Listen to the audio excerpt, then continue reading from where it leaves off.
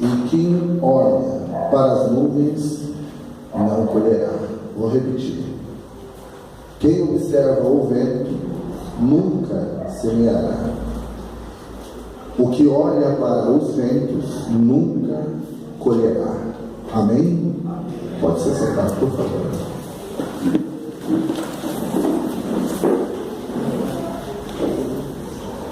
Nós temos aqui a oportunidade, através desse homem sábio, que a Bíblia revela ele como alguém que buscou no Senhor a sabedoria, chamado Salomão, um homem com uma visão bastante profunda, observadora. Nas suas observações, ele percebe que o ser humano tem mania de colocar alguns obstáculos na sua vida. E por conta dessas coisas, esses obstáculos acabam se tornando tão grandes, tão volumosos, que a gente acaba desistindo do propósito e do objetivo pelo qual nascemos. Isso é um perigo gigantesco. Até porque o Salomão ele fala de uma coisa assim muito clássica. Ele diz que os ventos, essa formação de tempestade, quem olha para essas coisas com certeza não sai para semear. E quem também acaba olhando os ventos e observando a má qualidade do dia, essa pessoa dificilmente sairá para colher alguma coisa. Então, duas posições aqui Salomão deixa para nós. Primeiro, ele fala que quem observa esse vento nunca vai. E ele também observa que quem vê essas coisas nunca também colherá. Então, tudo que Salomão quer explicar nesse verso é que os obstáculos, eles não podem deter-nos a fazer aquilo que temos que fazer. Os obstáculos, na verdade, eles surgem para nós mostrarmos a nossa qualidade de credibilidade, de fé naquilo que cremos e fazemos. Todos os obstáculos, eles têm um objetivo para surgir, e ninguém melhor para colocar obstáculos nos nossos caminhos do que Deus. Talvez você deve estar surpreso, falando, eu achei que era o diabo que colocava obstáculos no nosso caminho. Na verdade, ele só pode colocar alguma coisa se Deus permitir. As pessoas têm mania de desistir dos seus sonhos, desistir dos seus propósitos, desistir das suas funções, desistir das suas direções, desistir dos seus focos por causa dos obstáculos. Isso só ocorre com pessoas que não sabem quem é, que não sabem o que é que tem que fazer e que também não sabem quem é que ele está servindo. Quando eu sei quem eu sou e eu sei o que tenho que fazer, e quando eu sei quem eu sirvo, nada me para, nada me detém. Então o primeiro passo é eu descobrir quem eu sou. Quando eu descubro quem eu sou, os obstáculos, eles se tornam coerentes. Eu entendo porque eles surgem para aprimorar a minha qualidade de servir, para me entender melhor quem realmente eu sou. Porque quando eles surgem, eles vão desafiar a minha qualidade de aprendizado. Quando eles surgem, é aí que eu vou demonstrar se eu aprendi alguma coisa ou não.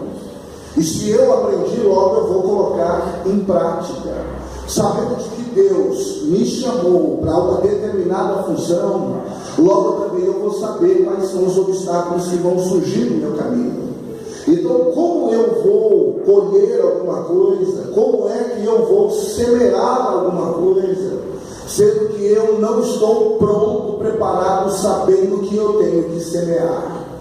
Se eu compreendo que eu tenho que semear, que essa é a minha missão, que eu nasci para semear, logo, nenhuma tempestade vai impedir de eu semear. Se eu entendo que semear é uma importância, que a minha vida corresponde à vontade de Deus, quando eu executo isso, logo a tempestade não vai me atrapalhar. Eu sei que na tempestade eu correrei alguns riscos. Eu sei que na tempestade algumas coisas me dificultará. Eu sei que na tempestade o vento ele vai soprar ao contrário. Eu sei que o solo ele vai estar com uma dificuldade de recepcionar as sementes que eu preciso plantar. Mas se eu entendo entendo que a semente que eu estou levando, ela é de suma importância para ela dar o seu crescimento e o resultado satisfatório, aonde vai glorificar e exaltar a Deus, logo a tempestade não vai me atrapalhar de ir semear. Quando a tempestade ela surge, logo nós descobrimos quem é determinado e quem é fragilizado. Porque a tempestade ela vai dividir as classes, daqueles que têm certeza que ele é importante naquela missão e daqueles que gostam de arrumar desculpa para não cumprir o propósito pelo qual foi chamado. Então nós estamos agora numa época de pessoas acostumadas a dar desculpas, acostumadas a colocar obstáculo. Por exemplo, quando está muito calor é porque está calor demais. Quando está muito frio é porque está frio demais.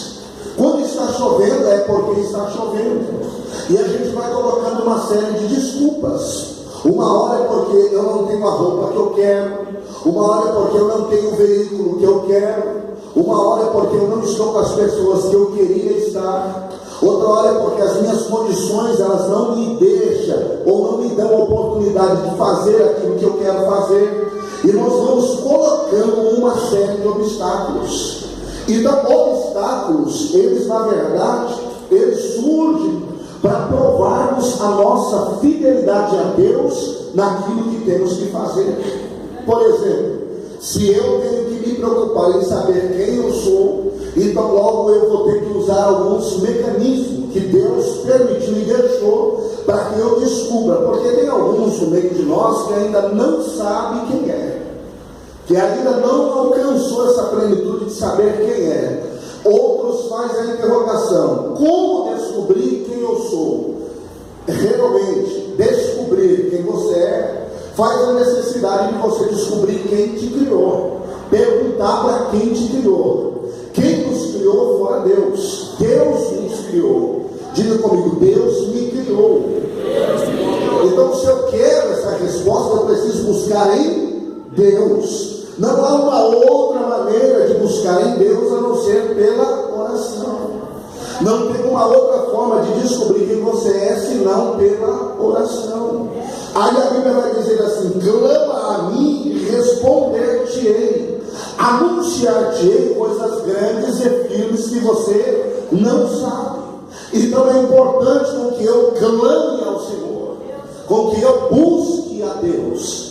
À medida que eu me coloco a buscar a Deus, logo eu vou crer que Deus é poderoso para me dar as respostas que eu preciso. Então, se eu ficar preso em outras coisas, entretenimento, ou preso naquela obsessão financeira, ou preso na minha luxúria, ou preso nos meus belos prazeres, é claro que eu vou perder o foco de descobrir quem eu sou, e eu apenas serei como a maioria dos que vivem sobre a terra. Eu nunca vou alcançar o objetivo, porque os meus propósitos estão focalizados em outro lugar. Então imagina, se eu sou uma pessoa de suma importância numa rua, se eu sou uma pessoa de suma importância na minha família, se eu sou uma pessoa de suma importância no meu bairro, se eu sou uma pessoa de suma importância na minha cidade, e eu não sei quem eu sou, então logo essas pessoas perecerão. Logo essas pessoas errarão o caminho. Logo essas pessoas se perderão.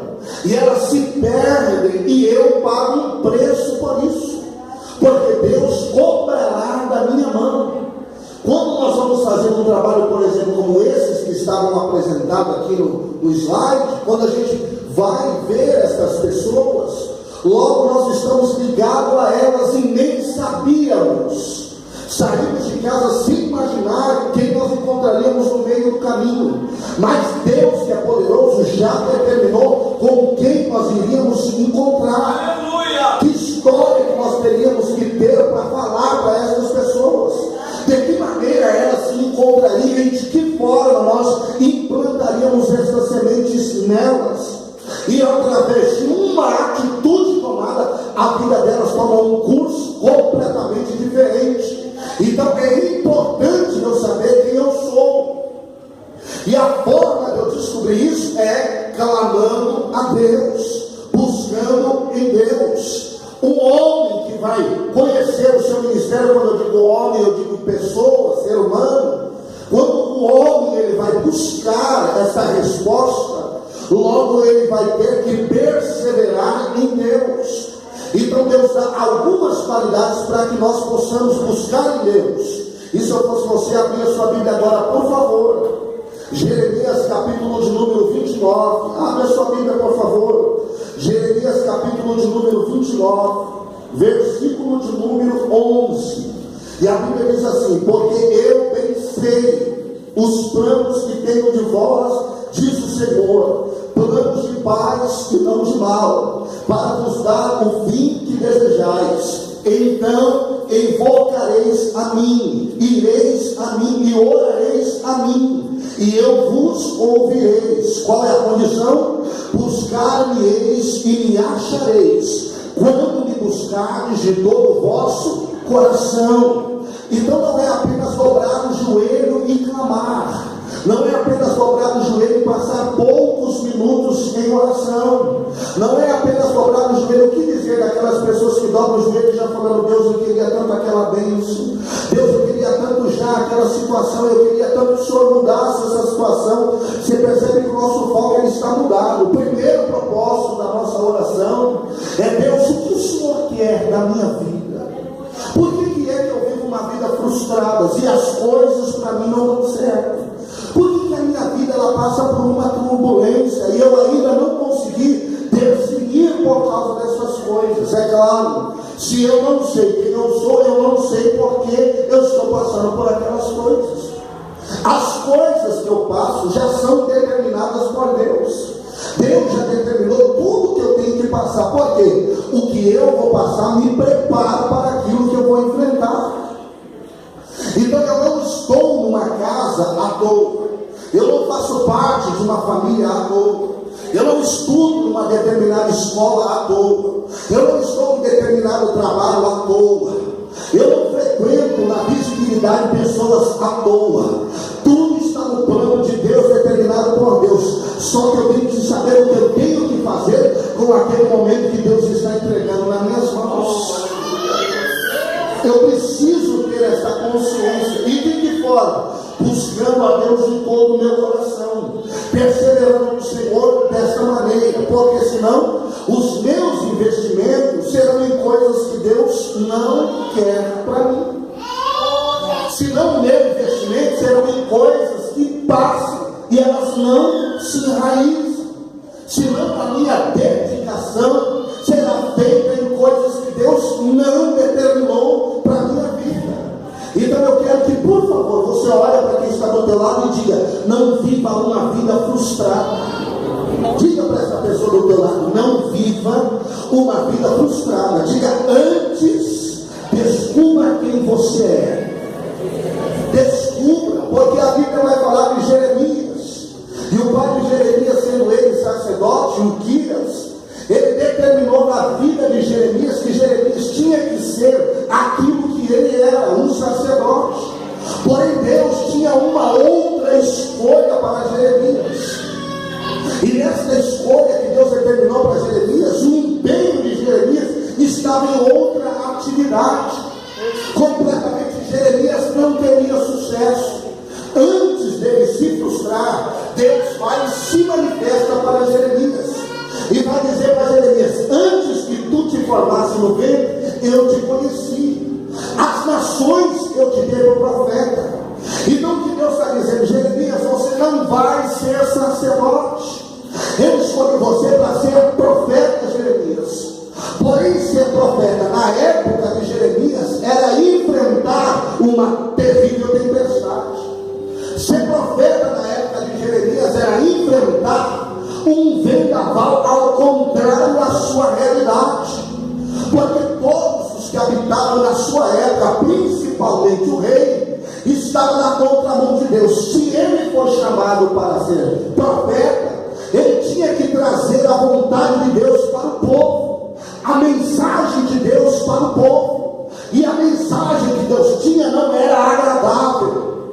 A mensagem que Deus tinha para aquele povo não ia massagear os seus egos. A mensagem que Deus tinha para aquele povo não ia nenhum conforto, pelo contrário, ia trazer desconforto. Então, quando você é algo que Deus determinou, mesmo que aquilo que você venha trazer algum desconforto, você vai ter condição de enfrentar os vendavais e as tempestades. Então eu não posso de maneira nenhuma parar no meu entendimento, porque era para mim ser um sacerdote, viver uma vida de interceder pelas pessoas e ser beneficiada por isso. Agora não, agora Deus diz que eu sou um provocador. Agora eu sou alguém que não me conformo com a situação. Agora eu sou alguém que desaprova os planos determinados pelo rei.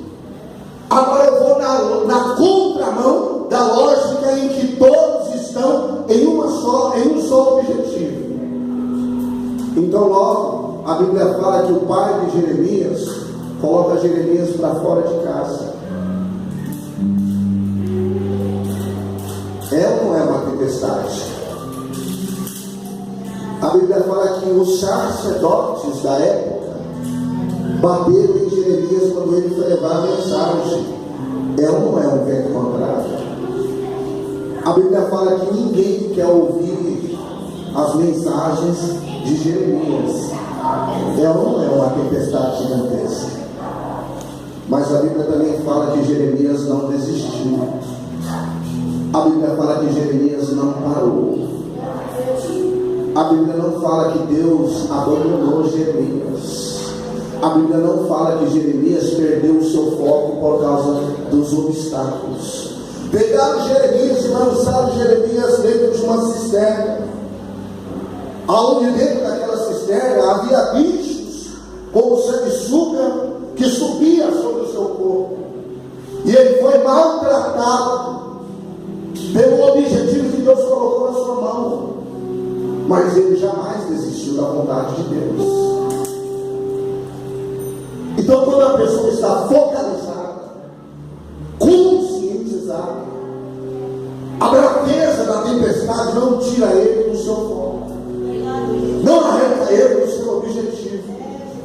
Então Deus me chamou para uma obra onde situações ocorrerão para tentar me tirar do foco, mas eu não paro, eu não desisto e eu não olho para trás, porque eu sei quem eu sou. Eu preciso entregar essa mensagem, eu preciso fazer o que Deus determinou. Todas as mensagens que Jeremias entregou, por mais duras que elas foram, não deixaram de se cumprir, não deixaram de acontecer. Não é porque os outros não aceitavam que Deus não estava falando, não era porque os outros não se alegravam com a mensagem de Jeremias que Deus não estava na direção das coisas. Então, meu irmão, não é porque alguma coisa está fora do nosso projeto, não é porque as coisas estão combatendo ao contrário, que Deus não está na sua vida. Não é porque alguém está se levantando contra você que Deus não está na sua vida. Não é porque alguém está falando mal de você que você tem que abandonar, largar tudo e virar as costas. Não é porque alguém olha para você e não acredita em você que você deve abrir mão daquilo que Deus determinou para a sua vida. Não é porque as pessoas te tacam pedras que você vai dizer: ah, eu desisto, não quero saber mais. Tem vidas te esperando, tem vidas te aguardando, tem pessoas esperando por você, tem vidas neste momento clamando pela sua voz, precisando de estender das suas mãos. Tem coisa que ela se torna tão ao contrário que a gente diz: eu não quero mais. É tão ao contrário que a gente fala: eu não quero. Jeremias chegou a um ponto que ele diz: Deus, o Senhor me iludiu.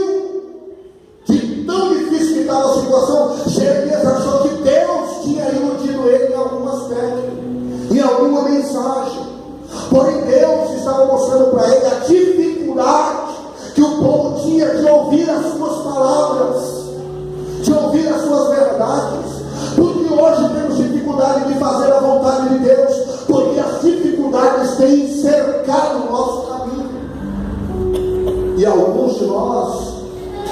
tem se acomodado com isso, abandonado, abrindo mão. E aí eu pergunto: quem vai semear?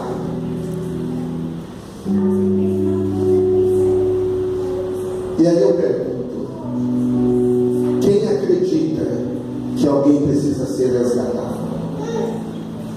Se eu me incomodo mais com as coisas da minha vida pessoal, se eu estou tão envolvido com as coisas da minha vida pessoal, se eu estou tão preocupado em realizar os meus sonhos internos, os meus projetos, como é que vidas vão ser alcançadas? Sendo que em vez de eu ir atrás delas, eu vou atrás dos meus objetivos pessoais.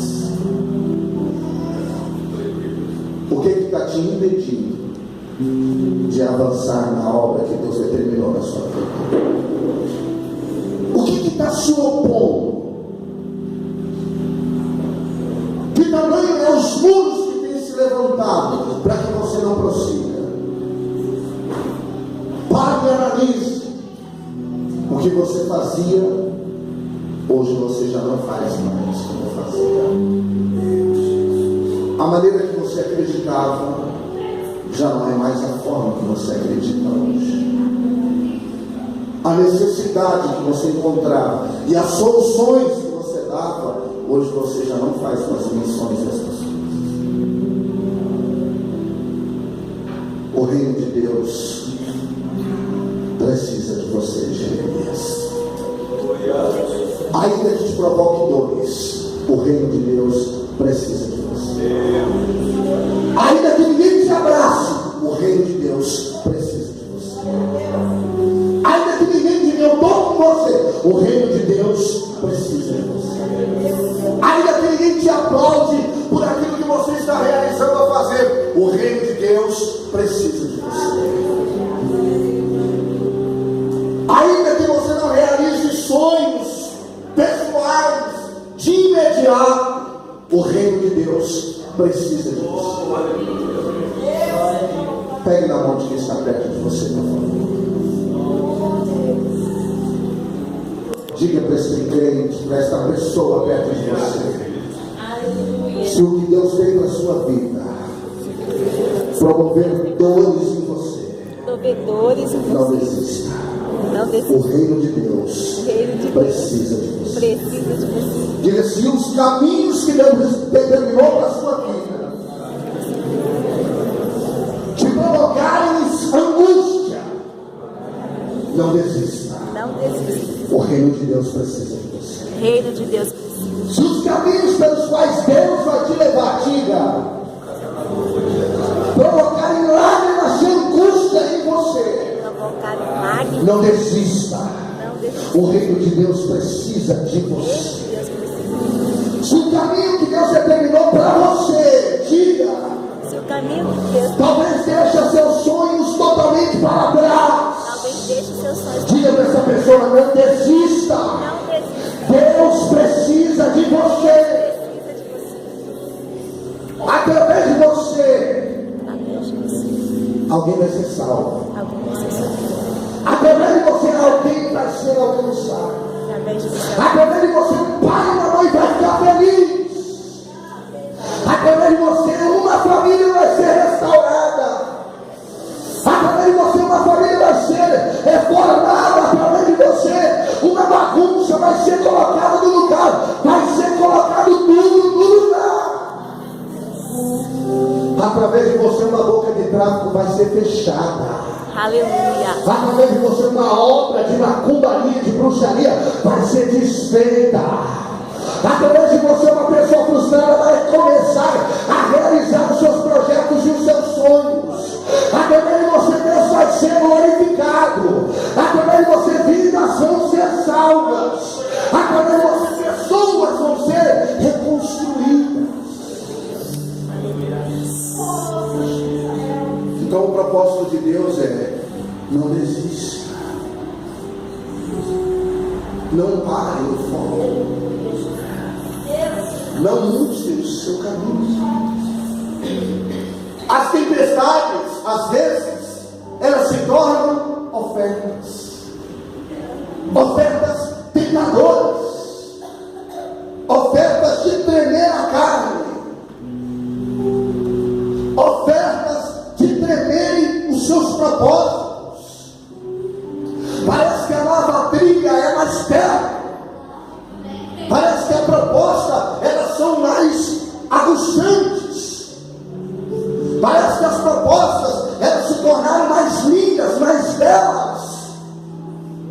Porque nós se acostumamos a fugir do caminho estreito. Nós se acostumamos. Nós não queremos aceitar a dificuldade. Nós não queremos enfrentar as tempestades. E aí tem uma terra falando: quando é que você vai trazer a sua semente? Quando é que você vai depositar a sua semente? Quando é que você vai implantar a sua semente? Pergunta para você mesmo: o que está me impedindo de fazer melhor o que Deus quer que eu faça? Feche os olhos. Olha para você mesmo.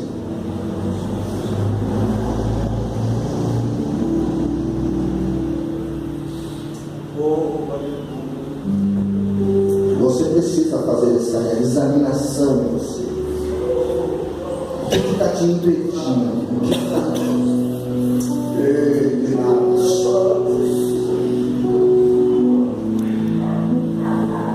O que se colocou tão grande?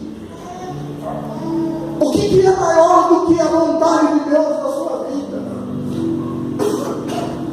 O que se tornou tão prioritário, meu Deus, que te faz afastar da vontade do Senhor? Tudo que está no seu caminho é passageiro, que começo, meio e fim, tudo passa, mas a vontade de Deus vai com você até o último dia da sua vida.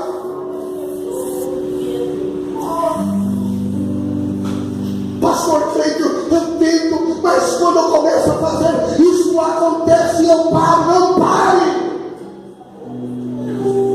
Pastor Cleito, eu até quero fazer, mas tem algumas coisas ainda na minha vida que me acusam, e isso me impede de fazer. Não pare.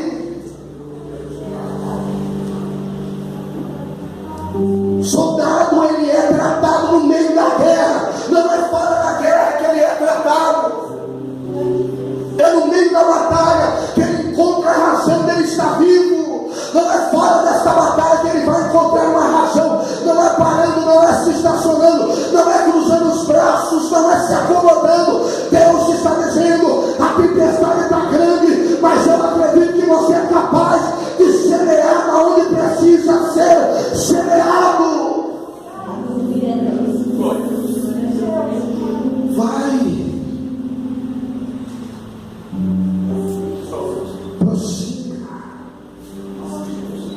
Nada pode ser maior do que a vontade de Deus na tua vida. Prossiga. Pegando o caminho do Senhor, às vezes a gente acha que não vai chegar aonde queremos chegar, aonde sonhamos em chegar. E estamos enganados, porque Deus não vai te dever nada. Tudo que Ele prometeu, Ele não vai te dever nada. Aos nossos olhos não vemos, mas Ele já preparou. Ser o que Deus quer vai implicar em você enfrentar as tempestades. De que maneira então, pastor Cleito, eu enfrento as dificuldades? Estando armado, cheio da presença de Deus. Eu preciso que a presença de Deus esteja impregnada em mim, porque se a presença de Deus estiver impregnada em mim, nada vai ficar de pé no meu caminho. Se eu encher-me da presença de Deus, se eu conseguir atrair a presença de Deus, não vai ter mar que vai ficar no meu caminho. Aleluia. Não vai ser deserto que vai parar no meu caminho. Não vai ser exército inimigo que vai fazer força e vai me deter. preciso atrair a presença de Deus até você. E eu não achei uma outra forma de atrair Deus sem adorar. Eu só consegui Deus perto de mim quando eu o adoro. Quando eu o adoro, eu o chamo para perto. Quando eu o adoro, eu atraio a atenção dele. Quando eu o adoro, eu invoco a presença dele. Quando eu o adoro, ele se coloca de pé. Quando eu o adoro, ele vem me visitar. Você consegue adorá-lo? De que maneira você vai adorar aí agora? Eu vou deixar você adorar da maneira que você sabe melhor. Eu não estou falando gritar gol, porque adorar é mais alto do que gritar gol. Eu não estou falando de cantar numa altura daquela música que eu gosto, não, porque adorar a Deus é muito maior do que essa altura. Eu não acredito que você adora a Deus caladinho.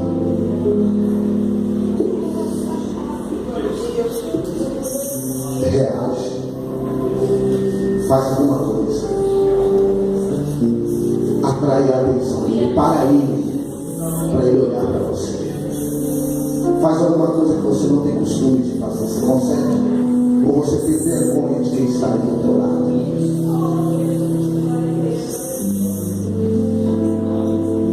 Consegue atrair Deus para perto de você?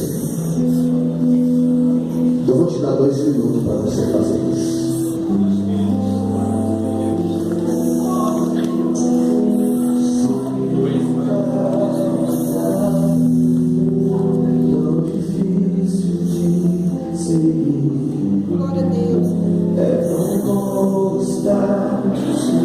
Tenta fazer alguma coisa para Deus se aproximar de você agora. Tenta fazer alguma coisa, mas não sai daqui do mesmo jeito que você entrou. Fala para ele: só com a tua presença eu vou enfrentar a tempestade. Só com a tua presença eu vou conseguir sair para semear.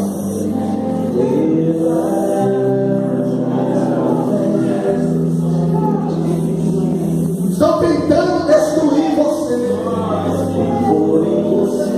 As situações querem destruir você.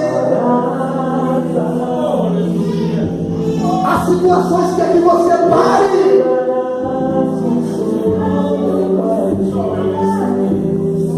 Deus está falando: confia em Deus. Confia. Não olhe para trás. Faz essa oração. Faz essa oração. Fala: Deus, eu não quero parar no meio do caminho. É tão difícil de seguir. Nada desses obstáculos É tão bom estar sorrindo. pode me impedir que eu sou. Mas eu reconheço que eu só vou conseguir Eu quero ver a fé se o Senhor estiver comigo. quando o mundo te esquecer. Lembrarás que eu Visita cada vida que aqui está. Estenda a tua mão. Visite a alma de cada pessoa que aqui está. Arranque suas angústias. lembrarás das promessas. Preencha os seus vazios. A obra é tua. No nome de Jesus, Pai. Clamarás a mim, lembrarás que sou teu Pai, não me esquecerás.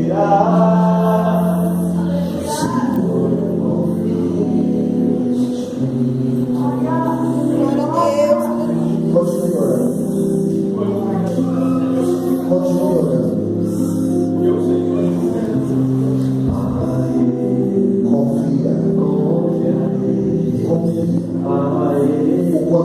importante. Confia. O quanto Deus